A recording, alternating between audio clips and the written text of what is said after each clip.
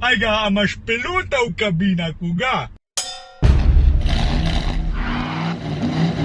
Ja, veš tisto, ko dobiš eno vprašanje postavljeno tokrat, da preseže eno hudo kritično mejo, pa se pol odločiš, ok, zdaj pa treba te stvari še enkrat povedati, pa še enkrat razložiti. Ta prvo pa najbolj pogosto vprašanje, komutar, s katerim programom ti delaš vlog? Odgovor je aplikacija Viva Video Pro. Imaš zastonjsko, ta ti ne dovoli izvažati v HD, pa tudi en watermark imaš gor na videu. Ta druga je pa plačljiva, stane 3 evre in tisto uporabljam jaz. Drugo najpogostejše vprašanje, zakaj za hudiča s svojo ta-malo govoriš angleško? Prvo pa glaven razlog, po očetovi strani ogromen moje familije živi v tujini. V Ameriki, v Švici, v Nemčiji. Veliki govori slovensko, neki govori nemško, čisto vsi pa govorijo ali špansko pa angleško. In pa se s to familijo vsake toliko časa dobimo in moja velika želja je, pa se mi ne zdi čist nerazumna, da bi moja hčerka z družinskimi člani lahko neovirano komunicirala. In zdaj, ker jaz pač špansko ne znam, angleško pa znam, ne. Ta drug razlog pa seveda znanje tujega jezika, še posebej, če z njim gor zrasteš, ti lahko v življenju veliko prenese, zelo pomaga. Mislim, vsaj pri meni je bilo tako, veš, angleščina je meni tako fejst pomagala, da sem še danes hvaležen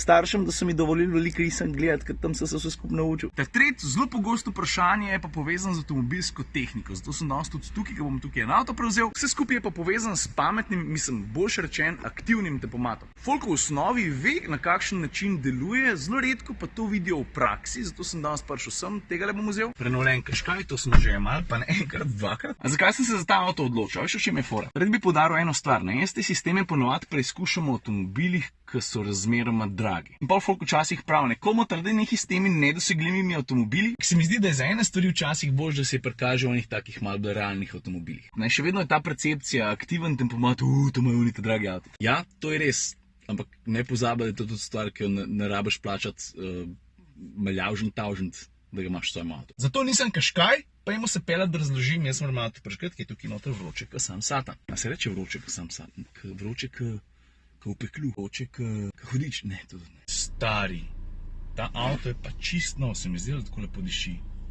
11 km. Že dolgo cajta nisem pelil avto, ki ima samo 11 km. Za Qashqaja drugače ne mislim prav posebej predstavljati, zato ker sem ga v katerih vlogih že, ne vem, sem pogledal, pa sem zdaj na zaslon napisal v katerih vlogih. Ok, kaj najprej malo teorije, pa zgodovine. A veš, radarski tempomat, tak približen, ki ga poznamo danes, je v serijske avte prvič, mislim, da tam okrog leta 2000 pripeljal Mercedes s svojim S-om. Prva leta ga je bilo najdati samo v avtih, ki so bili res zelo dragi, ampak fast forward na 2018 pismo, zdaj ga pa res lahko najdeš že skoraj pri vsaki znamki. Po mojem, ja, lahko. Druga stvar, kaj aktiven tempomat sploh počne? Veš, navaden tempomat, ne, ta vzdržuje hitrost, ki jo ti določiš. No, aktiven tempomat pa to vzame za eno osnovo, pol jo pa nadgradi. Zdaj, če zelo poenostavim, ne samo, da zna A vzdrževati hitrost, tudi okrog sebe gleda, pa se prilagaja drugim avtom. Veš, to pomeni, da avto čist avtonomno pospešuje, pa zavira, glede na avto spredi, tudi do hitrosti 0 km/h, to se pravi, da se čisto ustavi.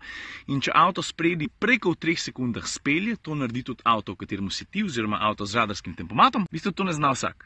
To znajo eni, ta Qashqai recimo zna. In v tem primeru, če avto spredi stoji več kot 3 sekunde, pa pol spele, ga ti spodbudiš ali tako, da stopaš malo na gas, ali pa da pritisneš tipko za pameten tempomat, pa ga na ta način spodbudiš. Razumeš? Zdaj pa ta osnovno vprašanje, ne? Kako pa avto sploh lahko vidi okrog sebe? Ta prva stvar, ki je nuca, v tem primeru seveda, je kamera tukaj zgori, pa radar, ki je pa skrit za logotipom. Kamera, po mojem, ne rabim razlagati, kako deluje radar, ne? Tukaj govorimo o polradarskih valovih. V bistvu, čak sem videl, tam ima prav simpatično tipko, le za to. Klima deli čim prej, prosim.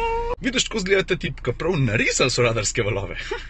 Tukaj višaš pa nižaš hitrost, tukaj ga skenslaš, tukaj pa določaš razdaljo med tvojim avtomobilom pa unim spredi. Ok, toliko v osnovi, po moje cajt, da gremo na cesto, pa da pokažem, kako to zgleda v resnici, v praksi. Še en tip, ko moram prej pokazati, to je pa tale. Vidiš, to je pa sistem, ki zadržuje avto na voznem pasu. On zna brati črte levo pa desno od avtomobila in na ta način pa zračuna nekje točen je pas, ki mora avto ostati. Evo, sledi vklop na ljubljansko obvoznico, jaz ga bom že zdaj priklopil, to se pravi, pritisnem ta plavo tipko. Dam set, zaslon med merilnikoma mi je pokazal, da že imam tempomat vklopljen. In zdaj, če jaz želim na lev prometni pas, brez da dam smernik, vidiš, me je avto opozoril. Zdaj pa, da prilagodim hitrost, naštimal bom na 110 km/h. Jaz ne vem, koliko se vidi, ne, oddaljenost imam zdaj naštimano na največjo, zdaj bom pa naštimano na najmanjšo, kar pomeni, da se bom približil to ornako pred sabo. Pazi zdaj. Vidiš, takole izgleda grafika od blizu. Barvita, predvsem pa jasna, takole pa zmanjšaš razdaljo med tvojim avtom pa tistim spredi. Se pravi, ustalil sem se na svojem pasu, recimo, da bog ne daj, zaspim, spustim volan, pa da vidimo, če me bo avto zadržal na voznem pasu ali bom šel desno v ograjo. Vidiš? Zelo preprost, ne? In v tem trenutku me je že avto opozoril, prosim lepo, prim volan, najprej samo grafično, zdaj pa tudi z zvočnim opozorilom. Aha, ravno kar je mimo padel en hud Porsche, a to ste videli?